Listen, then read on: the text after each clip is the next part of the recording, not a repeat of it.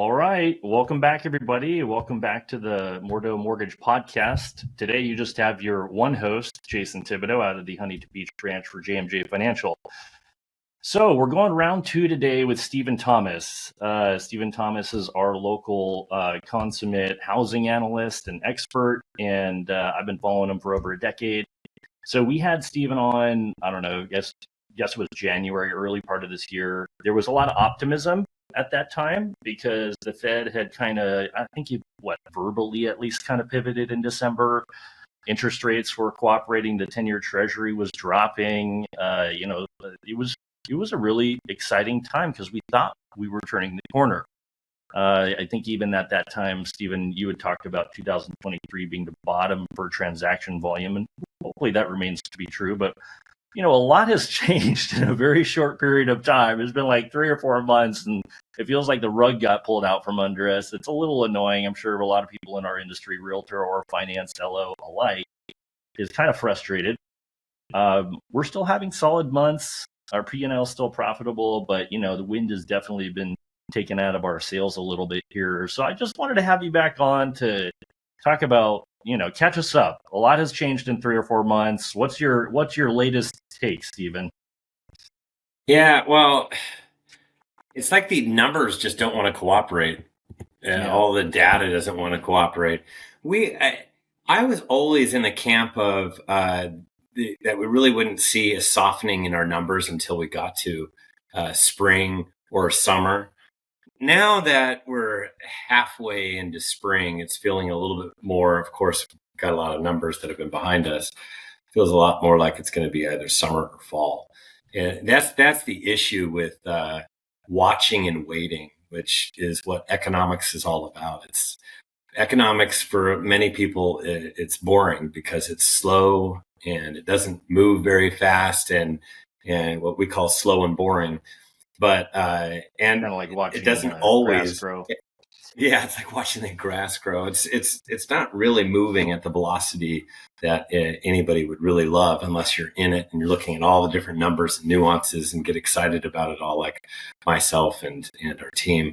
But it's kind of I utilize the now analogy of fishing. And that's really what's been going on, is waiting for the data to change. It's kind of like fishing. So when is that going to occur? So since it didn't occur when everybody thought, the Fed probably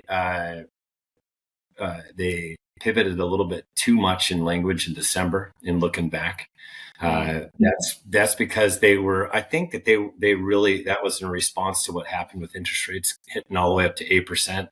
And then the overall economy was too restrictive, even for what they were trying to achieve. And you could tell when we hit 8%, even for a minute, that there was a little bit of panic all over the place. And it's not just within the real estate industry. It's then it affects even businesses and everybody else, because everybody is getting used to at least this right around 7% threshold environment. But when it makes its way towards 8%, that's where it becomes an issue. And the problem with the data is, it's not like that we're that robust. You can see that in GDP numbers, that GDP's coming down a bit. It was supposed to be 2.4 and instead was 1.6. Yeah. And so GDP wasn't as hot. Still, 1.6 is a great number. But what it points to is there's a lot of the different numbers were slightly above expectations. So that's been slowly but surely pushing the 10-year treasuries and mortgage-backed securities and interest rates up higher and higher and higher.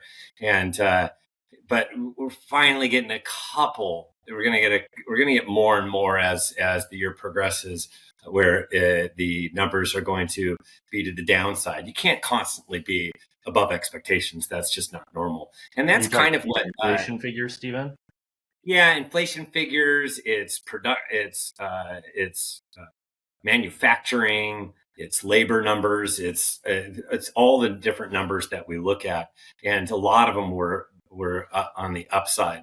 At the end of last year, we got to November and December, they were cooperating and they were below expectations. And with what the Fed said on top of that brought down the interest rates to where we were at 6.5%. Do you feel like when he pivoted, Stephen, real quick interruption, do you feel like when he pivoted, at least verbally, sounding way more dovish. What was it? Was it December that he did that? Where do you feel like that was kind of the contributing factor to the inflationary numbers reversing? Because we No, went from I'm just curious, what was the reason for all of a sudden going from this disinflationary trend for a good period of 2023 to basically all we've ever seen in the first quarter of 24 is the opposite. Like, what created this reversal, or is it just a bump in the road? Right. I'm just curious what your take there is. Yeah, it's like I actually heard Jerome Powell speak, and it's like we really won't know as much about right now until we get like a couple of years down the road, and then we're able to analyze it. Trying to analyze it when you're in the midst of it, it's extremely difficult to do. It's kind of like when you're looking out the side of your window at the scenery going by that's really close by. It's whirling by. It's too hard to focus on just one thing. You actually have to look at snapshots down the road. And that's kind of what we're dealing with. It's nothing that they did. They only pivoted in language. They didn't pivot as far as their stance where they said we're going to be reducing. And then really a pivot would be that they're going to reduce even below where the target rate is. So what they did, when we say pivot in language, it just means that they changed their language and they went from hawkish to dovish, and they were more conciliatory. So it really wasn't a gigantic change in monetary policy at all. It was just talking about, okay, we can see that by looking at all the tea leaves that we're going to need 3 rate cuts this year. And then they reiterated that over and over again, even though we had different numbers. And even yesterday they met and they still said that we're still the same. And then somebody asked a question, and the reporters asked the question in Q&A. You don't have much time. How are you going to fit 3 rate cuts? And he just said, we're not focusing on the actual when it's going to happen and all that stuff. We're focusing on what's going on right now. Because really, as we all know, if something were to majorly shake up the economy, where it was to slow down more than expectations, which could potentially happen, you're looking at rate cuts. You can get them in September, November, December, and there's your 3 rate cuts. We just don't know how it's going to play out. People like to project as to what they think, how things are going to go. But as we found, that nobody really knows what the true pathway is. And but I do want to call out something, GDP. That GDP, and he answered it thankfully in the Q&A, the stagflation thing that's been going around, where stagflation is where you have inflation that is way up, and you have an economy that's really slow or even recessionary. And that just started to come up because of this recent GDP, but the GDP numbers are still really solid. If you discount last year, and if I was to tell you that we're at 1.6%, that's still solid. It's right around that 2% target. Really where they want to be is right around that. 1.8 is what they thought long term is where we could be for GDP. So it's right there. And GDP is not slowing down like crazy, and inflation's not going out of style. It's not going way up. We had one CPI reading that was actually a little bit higher, and that's because CPI is the junk year of all the inflation indices.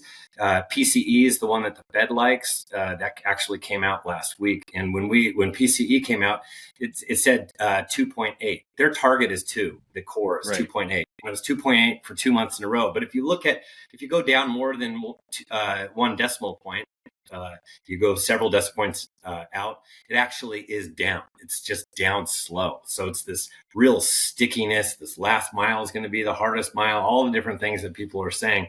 And what they're really watching is labor. And labor, that's where we're at this week. So what happens tomorrow is we have we had job openings earlier this week, and now we're going to have the number of jobs created on Friday. Yeah. And that's going to be the one that moves things, as well as there's other things that go into that, such as wages, and we're looking at hires and quits and all that stuff. That's this week, and that's more important than anything else. So that will, if we start to get a break in that, that's where you're going to see the Fed really start to focus on allowing themselves to reduce the short-term rate. Yeah, the jobs report is always such a crapshoot, it feels like, The ADP came in hotter than expected. BLS usually is the opposite. So I never really know what to expect. Last week ADP was less than expected, but the jobs was double. The data is so confusing. That's why we like to have guys like you on, because it's hard to make sense of it all. And then you're right. Powell said he doesn't see the stag or the inflation. I think people Yeah. really, I think people really love to go with the fear-based clickbait type reporting and point to the 1970s. But the reality is PCE, the Fed's favorite measure of inflation, core PCE, like you said, is what, 2.7 or 2.8%. We're not that far. And like you said, GDP is not negative. According to the data right now, we're not in recession. We had growth. It's slowing, but it's still growth. So in my book, that's not stagflation. It's just crazy how people want to jump to these massive conclusions and they lose sight of the forest for the trees. We've made a lot of progress and this isn't going to happen overnight. And it is like watching grass grow. It's not exactly fun waiting for this higher for longer to play out. But on the other hand, what I think was more significant, Stephen, was the announcement about the tapering quantitative tightening. I think a lot of people, that goes over a lot of people's heads. I tried to explain to my wife this morning. So she's like, hey, how did it go yesterday with the Fed? And I'm like, oh man, where do I even begin? I started explaining tapering and quantitative tightening and all the treasuries versus mortgage-backed securities and bond roll-offs. And she's like, okay, never mind. So she was like, is that good or bad? So if you want to explain basically, because I thought that was the most significant news, the tapering quantitative tightening. Want to talk about that a little bit? Yeah. So, when they did the quantitative easing and they brought everything down to 0%, arguably now that we're several years out and now we're looking back going, well, that was too long. But we were speeding. Somebody needed to pull us over, but nobody did. And so we were down at that zero level for such a long period of time, which allowed, that's the short-term rate, which allowed rates to be so low. And now they've, of course, brought them, they've increased the rate. Well, they also had a balance sheet because they were buying all these 10-year treasuries. They were buying a lot of mortgage-backed securities. And that's what was keeping the long-term stuff low, right? The 10-year treasury and mortgage-backed securities. It wasn't just that the federal funds rate was zero. What a lot of people don't understand is quantitative easing. The Fed was gobbling up at a feverish pace all of these treasuries and mortgage-backed securities. Like, I remember during COVID, every morning I'd wake up and see the bond market and yields dropping, and I'd be like, no, this is too much. Like what are they doing? It's already busy enough, right? Yeah, it was like, stop. I was actually like almost in tears at a certain point where I was like, what are they doing? This is way too much of a good thing. So now it's, of course, the opposite. But anyway, go on. Yeah. So they were really propping up the market. They brought the short-term rate down, and then they were propping up the market by buying all the 10-year treasuries, which would of course make their yields fall because there's a lot of buyers. When there's a lot of buyers, it falls, and they're buying a lot. So when they're buying a lot, it's really making those yields fall, and mortgage-backed securities, same thing. When they're buying a lot of mortgage-backed securities, it makes the yields fall. So what happens? Rates fall as a result. That's why we had 0%. We had them buying like crazy. We got 2.65% interest rates. And people are going, yeah, you think we can ever have 2% interest rates? It's going to take something major to happen, like a pandemic of sorts type of thing. And the playbook that they use down the road is going to be vastly different than the playbook they use right now, because they're learning along the way, as we've seen with foreclosures and forbearance and all that jazz. That totally changed the way foreclosures works, I think, forever. We're never going to get that wave of foreclosures and all that stuff, because they're going to try to work with borrowers. Were a lot stronger this time around too. So, that's what we're dealing with. But they also want to keep people in their homes. Last time around, everyone short sold or had foreclosed or was foreclosed upon. I think that the intention of the forbearance was to help people stay in their homes. The mistake was not proving hardship, of course, but I get the point. Well, the problem back then was that people couldn't afford their homes. They couldn't even afford their monthly payments. And even if they were to adjust it down, they didn't have any equity. They didn't have any skin in the game. When you don't have any equity, it makes it really easy to walk. We have borrowers today. I mean, they have tons of equity.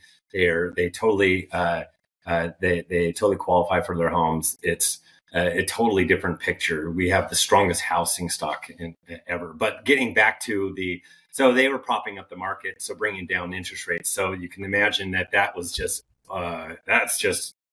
was just adding fuel to the fire.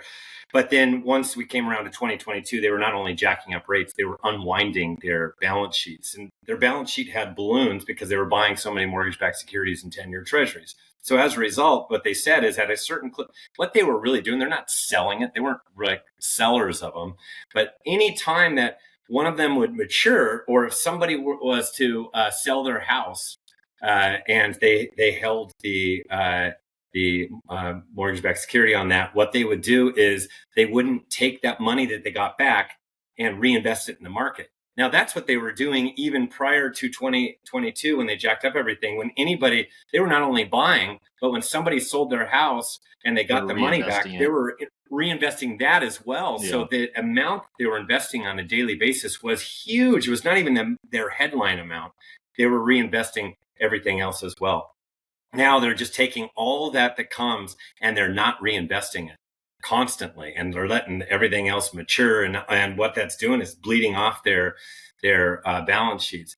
What they're saying is that they want to, that's when they say, the other was quantitative easing. This is quantitative tightening. So they're tightening everything up. And now they're going to ease off that throttle a little bit, which is good for the overall economy. It's also good for 10-year treasuries and mortgage-backed securities as they're going to move more towards doing both down the road, even though they say they don't want to be holding as many mortgage-backed securities. So? Interesting. They're going to, I think that they're going to want to, in everything I've read, they want to have a certain balance sheet. And if not, they don't want their balance sheet to be zero, because they're making money off of these things. Holding on to all that. Well, and Fannie, Freddie, man, their quarterly reports, they're hyper profitable with all those LLPAs. And I'm just wondering, at a certain point, the real estate, to like put this back into the spotlight of real estate, residential real estate and finance, like this just feels like we're the industry that's taking it on the chin the hardest right now. And affordability being at all-time lows, like at what point does the Fed and the government itself look at housing and say, this is out of control, we need to loosen up this market, get the transaction velocity up, improve affordability? Like, I know during the State of the Union address, Biden announced a proposal that, of course, has a snowball's chance in hell of going anywhere right now during an election year, but he talked about offering up tax credit for first-time home buyers as well as move-up buyers. Everybody all over social media was talking about it. I put something out there that said, please don't promote this. It's not going to happen. But it's like, at what point are they going to stop?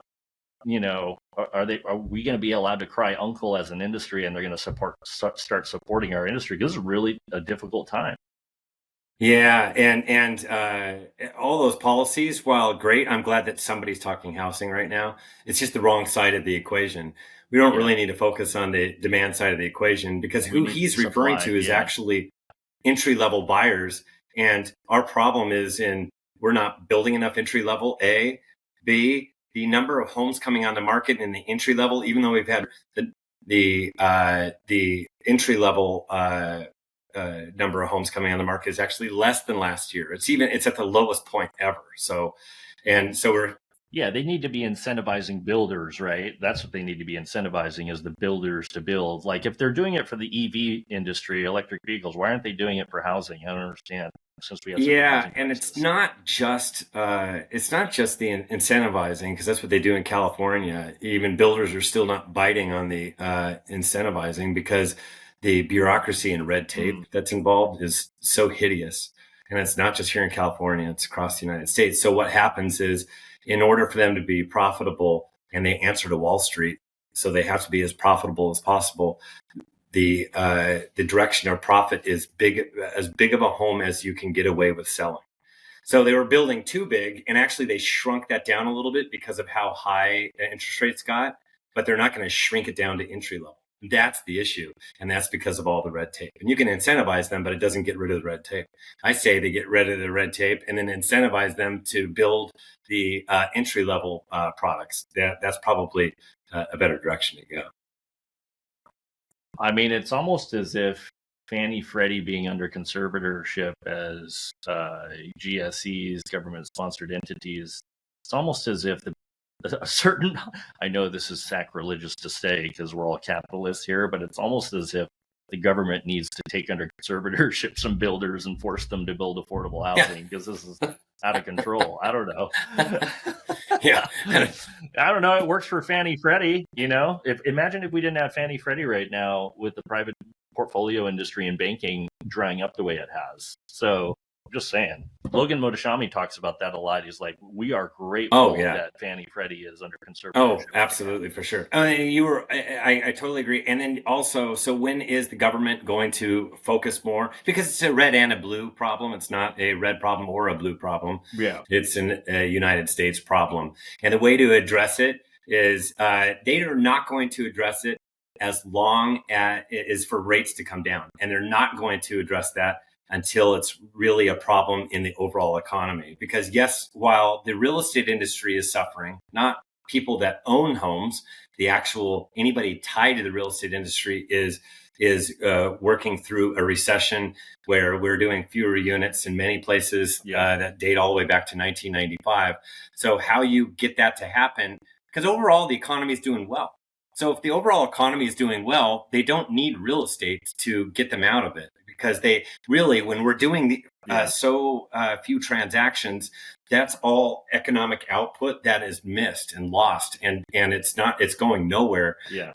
But they don't need it right now. But if the overall economy were to cool, the best way to change that dial is in bringing interest rates down. What happens? All of a sudden, we will be doing more units that will add to the economy. It's not just commissions that LOs make and that agents make and brokers make. It's all the trades that home are inspectors, appraisers, general contractors, roofers. Yeah.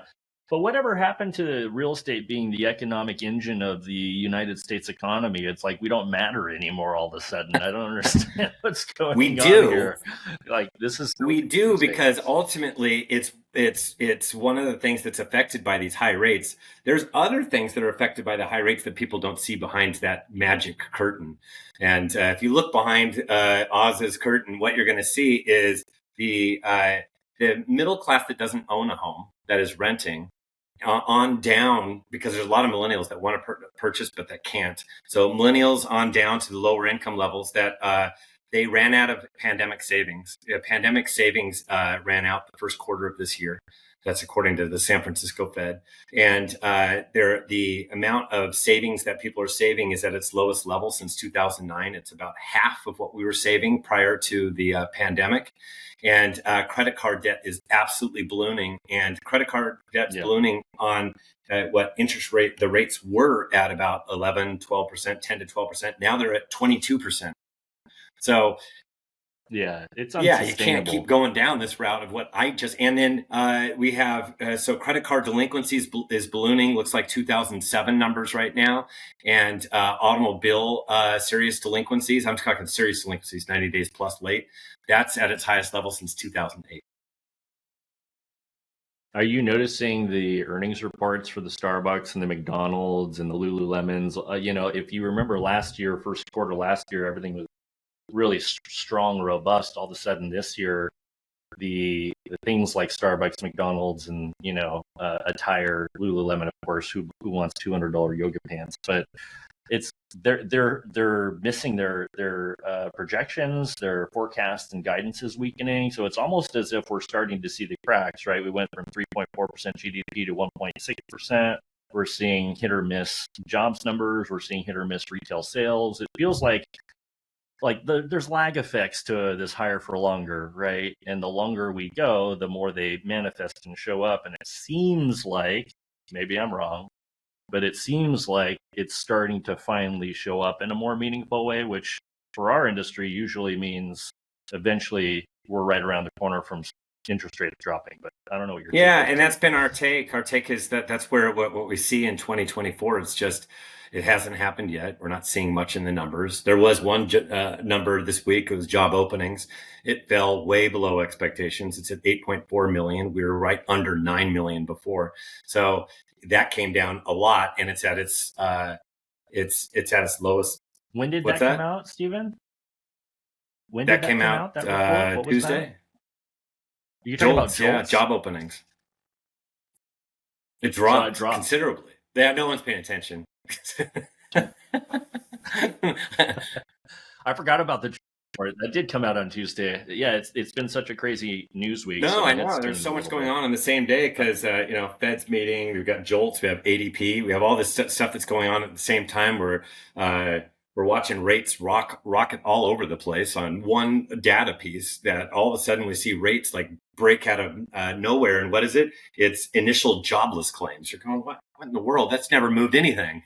I know. Oh, and you got the QRA that was announced from the Treasury yesterday. You've got the yen intervention from the Japanese. Like, there's so much happening. The jobs report tomorrow. It's like a little bit, I don't know. I got to stop paying attention to the news. But, just to bring it here locally, we're in Southern California.